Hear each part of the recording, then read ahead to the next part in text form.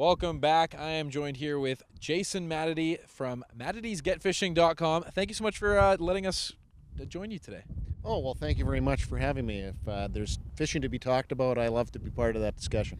Absolutely. So we are setting up the summer here in the Parkland and, in the surrounding area. We're here at beautiful Echo Lake. And I guess tell us a little bit about some of the good lakes around the area and, why people should take advantage of the fishing that's in them. Well, the beautiful thing about the Parkland is kind of your southern zone is the Qu'Appelle Valley that we're in right now. The fishing lakes by Fort Qu'Appelle, Round and Crooked a little farther east.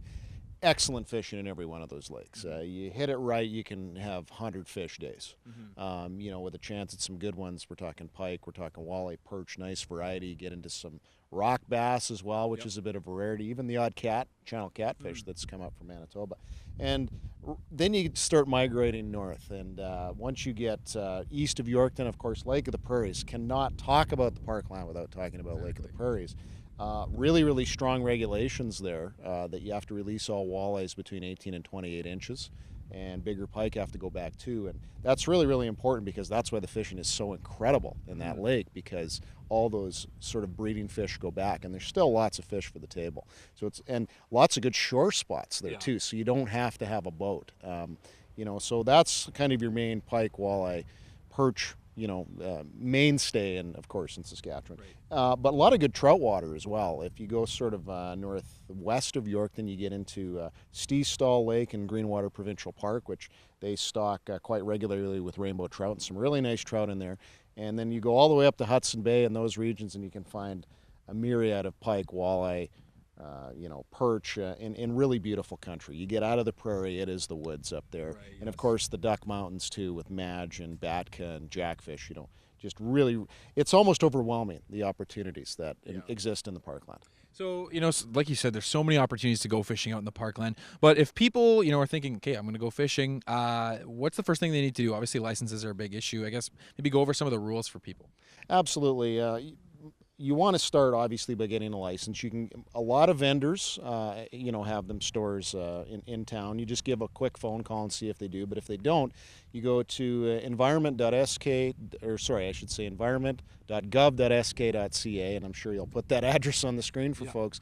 Where not only can you go and get a license electronically, which is really easy, you can do it 24 hours a day. It's perfect. But you can find out additional information about a lot of the bodies of water I've talked about, things like when they were stocked with fish, what the populations are, and those types of things. And that can really help you plan your trip. A lot of really, really good information on the government website to get you started into angling. So obviously one of the more popular species of fish in the area is walleye. And so where do people need to start in terms of, getting out there and, I want to catch some walleye today. How do you approach that?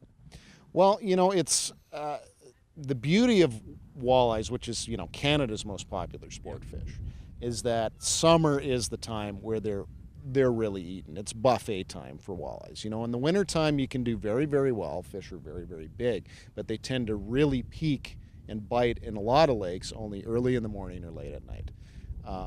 Whereas in the summer, especially once the water gets a little green, places like the Qu'Appelle Lakes and Lake of the Prairies, and even the Assiniboine River, that gets them active all day long because they're not really as concerned about the light levels. We hear a lot about walleyes that in the bright sun they don't like to bite. Well, if the water's not quite super clear, they really like to bite anyway. And even in clear lakes, they'll bite throughout the day. And it's just because summertime is the time where they really, really feed up. So I like to, if you're fishing from shore, I like to start more aggressive, either just swimming, casting out, bringing that jig in, bringing it in fairly quickly.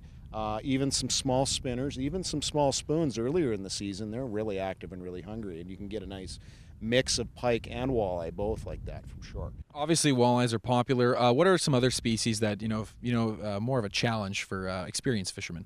Well, catching bigger walleyes can be a bit of a challenge, and pike as well at times, because you want to upsize your bait. Lots of times we start with something like that big for walleyes, something a little smaller, maybe live bait, that type of thing. And you will catch bigger fish, but if you go with what are called crankbaits, Rapala makes a number of them.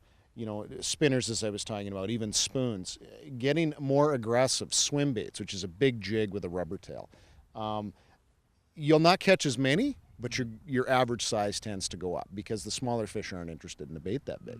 Jason, before we wrap it up here, I guess tell us a little bit about your website and your and Get Fishing and what people can find if they visit that website. Sure. Well, ManateesGetFishing.com is a venture of myself and my brother Jeff Manatee. We it's a fishing education website where we produce videos for folks across the province and across Canada about general fishing techniques. We want people. The concept is we want people to not only get out fishing, but we want them to get fishing. And we talk a lot about predator-prey relationships. You know, what are fish eating? What times of year are they eating those things? And by having people get fishing, we want to inspire the Tylers of the world and other folks to get out there themselves and find their own spots and be able to look at a body of water at the time of the year and say, okay, they're probably off at this point based on water temperature, based on location, based on this is sandy versus muddy, those types of things. And that's really our motivation is to, we love the sport, we love angling, we grew up loving it. It's one, as my brother likes to say, it's one of the only things we feel like we're really good at. So we want to share that passion with folks. And we also want to teach them about conservation, letting bigger fish go, because we have a growing population in Saskatchewan, and it's really important that people know the regulations and encourage the selective harvest, as we call it, letting those bigger fish go, but keeping the smaller ones for the dinner table that taste better and are better for you to eat. Excellent. Jason, thank you so much for having us down here today, and I'm sure everyone who's seen this is excited to drop a line this summer. Absolutely. I know. I can't wait myself.